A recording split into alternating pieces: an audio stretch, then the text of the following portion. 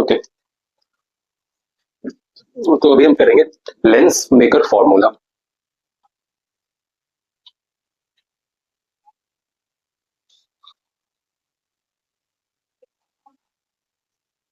तो पहले देखो ये फॉर्मूला होती क्या है, बाद में हम इसको प्रूफ करेंगे।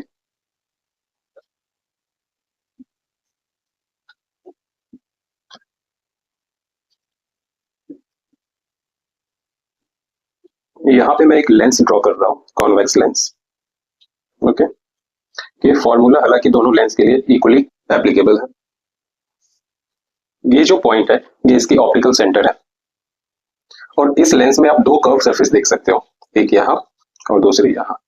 इस कर्व सरफेस की सेंटर ऑफ कर्वेचर यहाँ पे होगी, इसको C1 बोलेंगे। और ये जो कर्व सरफेस है इसकी सेंटर ऑफ कर्वेचर इधर होगी, इसको C2 बोलते हैं। ऑप्टिकल सेंटर P से इसके बीच की जो दूरी होगी वो होगी रेडियस ऑफ कर्वेचर, और ऑप्टिकल सेंटर से यहाँ C1 के बीच की जो दूरी होगी ये होगी इस सरफेस की radius of curvature.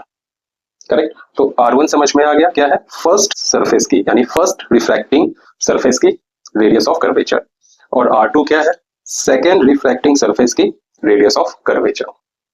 C1 C2 centre of curvature. μ2 क्या है, रिफ्रैक्टिव इंडेक्स ऑफ लेंस, यानी लेंस जिस किसी मटेरियल से बनेगी उसकी रिफ्रैक्टिव इंडेक्स होगा, इसको μ2 बोलेंगे। और यहाँ इस साइड और इस साइड μ1। μ1 क्या है, सराउंडिंग की रिफ्रैक्टिव इंडेक्स, मतलब लेंस जिस इन्वायरमेंट में रखी हुई है, यानी लेंस के चारों तरफ जो मीडियम है उसकी रिफ्रैक्टिव इंडेक्स μ1 है। F क्या इंडिकेट करता है, इस लेंस की फोकल लेंथ। तो इस लेंस की फोकल लेंथ आप डिटरमाइन कर पाओगे रेडियस ऑफ कर्वेचर और रिफ्रैक्टिव इंडेक्स के बीच रिलेशन से। तो देखो यहाँ पे आप क्या देखते हो, रेडियस ऑफ कर्वेचर क्या डिटरमाइन करती है, focal length of the lens, यानी कि power of the lens. Reciprocal of focal length 1/f क्या होता है, पावर ऑफ अ लेंस। सो एक लेंस की पावर कितनी होगी ये डिटरमाइन करेगा उसकी रेडियस ऑफ कर्वेचर। ओके, तो अगर आपको 2 डायोप्टर की लेंस चाहिए तो उसके लिए आपको कितनी कर्वेचर रखनी है उस लेंस की, वो आपको ये फॉर्मूला बताएगा। All clear.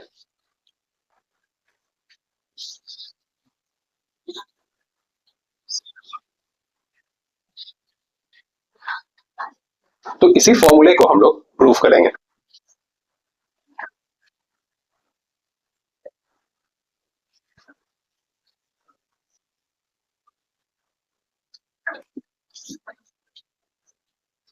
देखो यहाँ एक मैंने कॉन्वेक्स लेंस ड्रॉ किया है, ये इसकी अपर्चर है, और यहाँ हो गई ऑप्टिकल सेंटर। ये है प्रिंसिपल एक्सिस जो फर्स्ट सरफेस को मान लो डी पे कट कर रही है, ये पी हो गई, और सेकेंड रिफ्रैक्टिंग सरफेस को ई पर कट कर रही है। इस पॉइंट को आप एम बोल दो, इसको एन बोल दो। इस सरफेस का ये जो फर्स्ट रिफ्रैक्टिंग सरफेस है उसके लिए आपका सेंटर ऑफ कर्वेचर यहाँ है, और जो सेकेंड रिफ्रैक्टिंग सरफेस है उसके लिए सेंटर ऑफ कर्वेचर यहाँ है। ओके, मान लो ऑब्जेक्ट यहाँ पे रखी हुई है, ऑब्जेक्ट की पोजीशंस कहाँ है, इस पर, यानी बियॉन्ड सेंटर ऑफ कर्वेचर रखी हुई है। तो इमेज फॉर्म करने के लिए हमें मिनिमम 2 लाइट रे की जरूरत होती है। तो इस ऑब्जेक्ट की इमेज तभी फॉर्म होगी जब इससे 2 लाइट रे निकलेगी और रिफ्रैक्ट होने के बाद एक पॉइंट पे मिलेगी।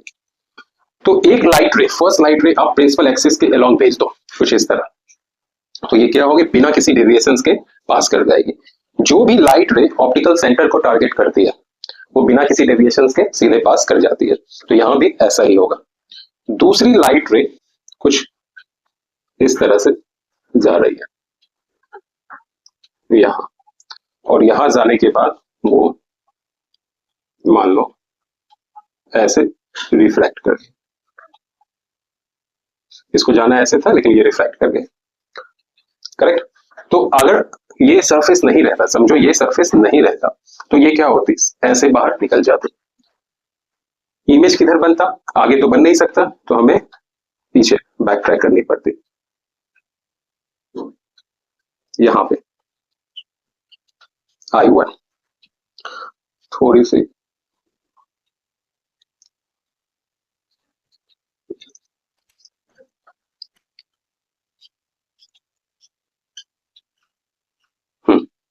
तो फर्स्ट सरफेस से जो इमेज फॉर्म होती है वो यहाँ इस पॉइंट पे बनती है।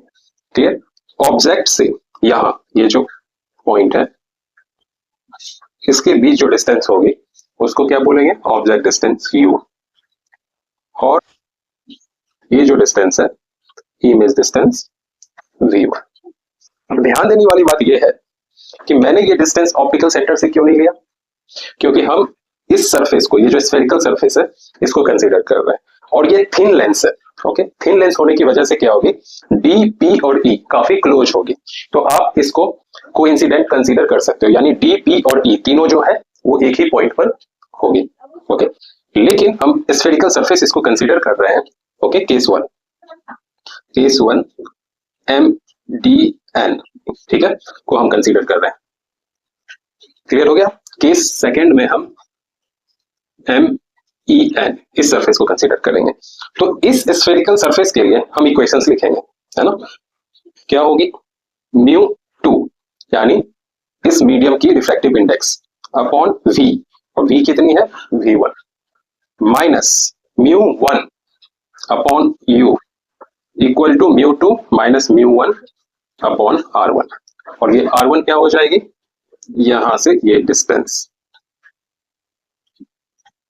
ओके, ये जो इक्वेशंस है हमने लर्न किया है, mu two by we minus mu one by u equal to mu two minus mu one by r, refraction through spherical surfaces में।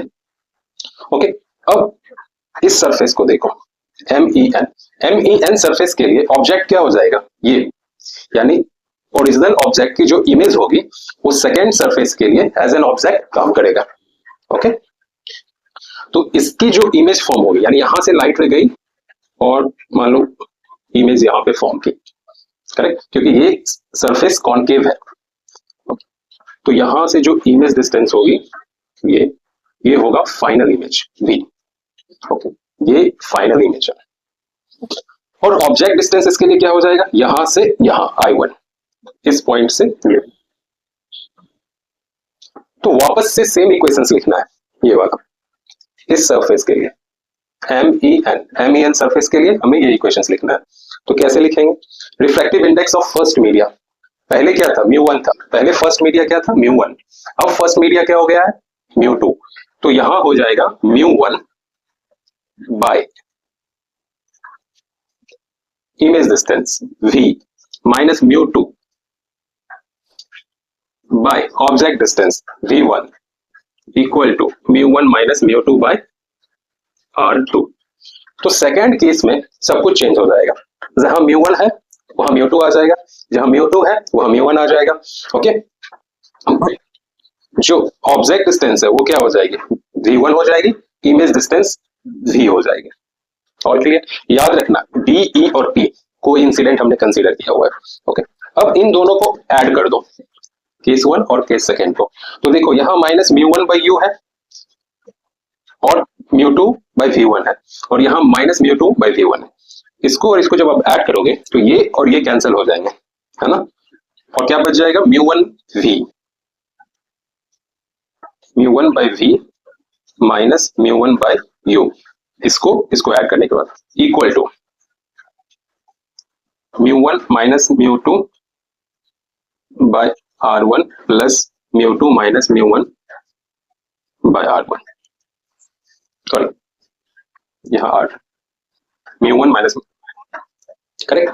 तो यहां से आप म्यू वन कॉमन ले लो, one by we minus one by U. तो यहाँ क्या बच जाएगी? अगर यहाँ माइनस कॉमन ले लेते हो तो ये हो जाएगा mu two minus mu one bye r2 plus mu two minus mu one by r1। Okay, तो ये हो जाएगा म्यू वन। अगर आपकी u काफी दूर है, यानी ये जो ऑब्जेक्ट पहले रखा था वो मान लो इंफिनिटी पे है, तो ये क्या हो जाएगी? 0। और जब u इंफिनिटी पे होता है तो v क्या होता है? फोकस पे होता है। तो one by we minus one by u को हम क्या लिख सकते हैं? One by f. और यहाँ हम इसकी पोजीशन चेंज करते हैं, इसको पहले लिखेंगे और इसको बाद में, और कॉमन ले लेते हैं, mu two minus mu one common ले लेंगे, तो ये बचेगा one by r1 minus one by r। तो वन बाय फोकल लेंथ क्या आ गई? Mu two minus mu one by μ1 1 by r1 minus 1 by r2, है ना। तो यही था हमारा लेंस मेकर फॉर्मूला। अब इसको सेग्रीगेट कर लोगे तो यहाँ क्या हो जाएगा, μ2 बाय μ1 और μ1 बाय μ1 कैंसिल होके 1 हो जाएगी। तो इसी को हम ऐसे लिख सकते हैं, ठीक है, μ2 बाय μ1 माइनस 1, दैट्स इट। तो यही था लेंस मेकर फॉर्मूला। फिर से देख लो, ये कॉन्वेक्स लेंस है, ओके, दो रिफ्रैक्टिंग सरफेस है, फर्स्ट कॉन्वेक्स है MDN और दूसरा रिफ्रैक्टिंग सरफेस जो है वो कॉनकेव है MEN। ऑप्टिकल सेंटर इसकी P है। बिकॉज ये लेंस थिन है तो हम ऐसा कंसीडर कर सकते हैं D, P और E तीनों एक ही पॉइंट P पर है। और क्लियर, यहां से प्रिंसिपल एक्सिस गुजर रही है DPE से होते हुए और सेंटर ऑफ कर्वेचर से होते हुए। हमने माना हमारा ऑब्जेक्ट यहाँ है, ओके, तो फर्स्ट जो सरफेस है वो कॉन्वेक्स है, तो ऑब्जेक्ट से दो लाइट रे निकली, पहली सीधी चली गई और दूसरी इस एंगल के साथ यहाँ आई। यहाँ आने के बाद थोड़ा सा ये रिफ्रैक्ट होकर यहाँ गई, तो हमने देखा आगे हम कितना भी लेके जाए तो लाइन कटने वाली नहीं है, यानी ये लाइट रे और ये लाइट रे कभी भी एक दूसरे के साथ इंटरसेक्ट नहीं करेगी। इसलिए हमने यहाँ से बैकवर्ड प्रोड्यूस किया, तो देखा कि जो हमारी लाइट रे है ये वाली और ये वाली यहाँ पे कट रही है, अपीयर हो रही है कटती हुई। तो उस पॉइंट को हमने डिक्लेयर किया इमेज फर्स्ट, यानी I1। इस सरफेस से जो इमेज बनेगी यहाँ बनेगी। ऑब्जेक्ट डिस्टेंस क्या है U, इमेज डिस्टेंस क्या हो गई ये वाली V1 और फर्स्ट सरफेस के लिए रेडियस ऑफ कर्वेचर क्या है R1। सेकंड सरफेस के लिए जो रेडियस ऑफ कर्वेचर होगी ये वाली, ये होगी R2। तो फर्स्ट सरफेस के लिए रेडियस ऑफ कर्वेचर ये है, इमेज डिस्टेंस ये है, ऑब्जेक्ट डिस्टेंस ये है। इस फॉर्मूले का यूज किया, ये कौन सा फॉर्मूला है, रिफ्रैक्शन थ्रू स्फेरिकल सरफेसेस। इसका यूज किया तो हमें ये रिलेशंस मिला। सेम करना है, लेकिन अब सेकंड केस में हमारा सरफेस क्या हो जाएगा ये, लेकिन अब हमारा जो ऑब्जेक्ट है वो I1 बन जाएगा, यानी फर्स्ट सरफेस का इमेज सेकंड सरफेस के लिए ऑब्जेक्ट बनेगा। और ये इमेज एयर में नहीं है, ये इमेज कहाँ है, ग्लास के अंदर ही है। तो हमारा जो μ1 और μ2 है वो भी चेंज हो जाएगा। अभी हमारा μ1 और μ2 चेंज होके इक्वेशन इस तरह आएगा, करेक्ट। अब ये जो इक्वेशन आया है और इस इक्वेशन को हम ऐड करेंगे तो हम देखेंगे ये पार्ट कैंसिल हो जाएगा, इसको पहले लिख देंगे इसको बाद में, और इन दोनों को एज इट इज ऐड कर देंगे, करेक्ट। उसके बाद यहाँ से μ1 कॉमन ले लोगे और यहाँ माइनस कॉमन ले लोगे। नेक्स्ट स्टेप में यहाँ पे अगर ऑब्जेक्ट डिस्टेंस इंफिनिटी होगी तो इमेज डिस्टेंस क्या कहाँ होगा, फोकल प्लेन पे, यानी ये फोकल लेंथ हो जाएगी। μ2 माइनस μ1 कॉमन ले लिया तो क्या बचा 1 by R1 minus 1 by R2, finish.